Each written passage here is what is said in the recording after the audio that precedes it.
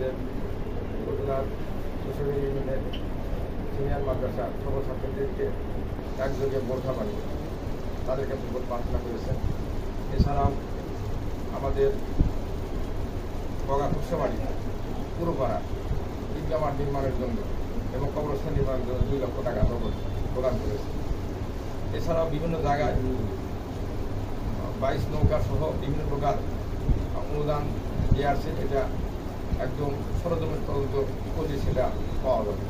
এভাবে গোটা উপজেলায় বিভিন্ন ভোটারদের কাছ থেকে এমনকি শাড়ি লুঙ্গি এবং ব্লাউজ পিস সহ বিভিন্ন কাপড় চোপড় প্রদান করেছে, এটাও প্রতিপাদন হয়েছে। আমাদের কেসি ইউনিয়নের জোরসিমল এলাকা থেকে শুরু করে হোটেল পাড়া বিভিন্ন এলাকায় বিভিন্ন লোকদের কাছ থেকে ওদের কাছে টাকা বিনিময় এবং শাড়ি লুঙ্গি প্রদান করেছে, এটাও অনেকে হাতে হাতে ধরেছে, এটা প্রতিপাদন হয়েছে। তাই এই নির্বাচন বাতিল করে পুনর্নির্বাচনের দাবিতে আমরা আবেদন জানাচ্ছি।